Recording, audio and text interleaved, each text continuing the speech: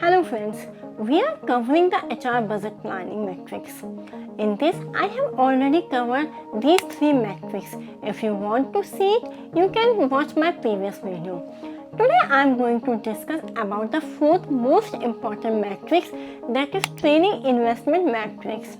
So let's understand what is training investment metrics and why it is so helpful for the organization and HR department. Every organization provides training to its employees to learn and imparting the skills related to the job. Training provides a right guidance of how to perform job duties. It's an organized activity taken by the higher authority or HR department of the organization to train the new hires. It's a continuous process of learning or teaching the skills and knowledge needed to execute the specific job or activity. It is a short-term effort aimed at gaining new information, improving skills, understanding concepts, and adjusting attitude or behaviors. The main goal of training are to enhance a person's abilities, capacities, productivity, and performance. To calculate this metric, it's essentially to find out the training cost. During training process, company invest in multiple preparation of training, beginning from delivering the trainer fees to cost for creating a content in-house. Let's understand exactly what is training investment and why it is so important. So training investment includes those financial resources which an organization allocates to enhance its employees' skills, knowledge, and abilities. This includes cost for instructors or trainers. Material includes in preparations, e-learning platforms, workshops, seminars, certifications, coachings, and other learning activities. When we calculate the training cost, we consider the two important key points: high training investment and low training investment, and both have some drawbacks and benefits. So let's understand what is high training benefits and its drawback.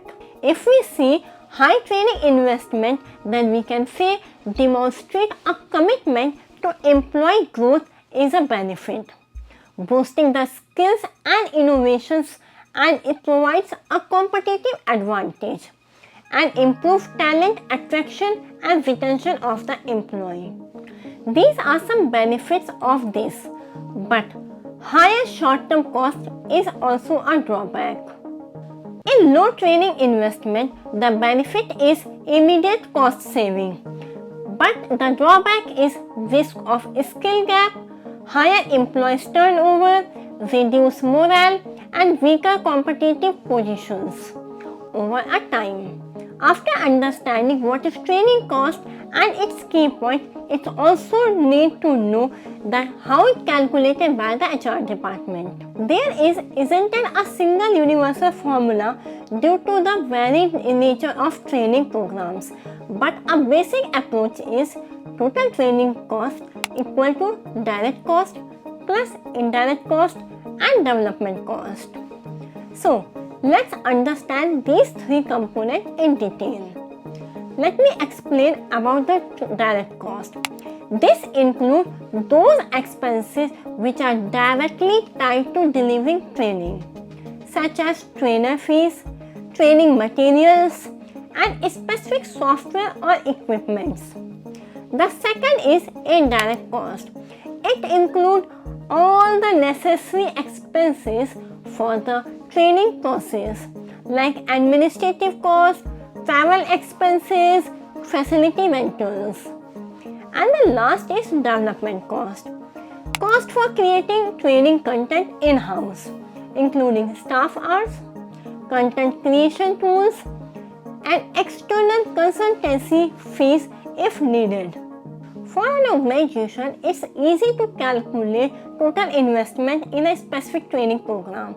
If you have all these costs, you can easily add up and get the result. So you can see an example on the screen. A company named SY Private Limited. the direct cost, indirect cost and the development cost are added together. And if we put in this formula, we can easily get the result is 50,000 US dollar. Now it's time for analysis. By this result, company or HR department investing the 15,000 US dollar in training. What it could imply is, this implies three things. First, competitive edge, budget allocation, talent attraction and the retentions. Let's see one by one in detail. What competitive edge implies? It implies a well-trained workforce can perform more efficiently, innovatively and offer higher quality services and products, giving the organization a competitive advantage. But the second is budget allocation. This implies the investment shows that the organization prioritizes employees' development in its financial planning.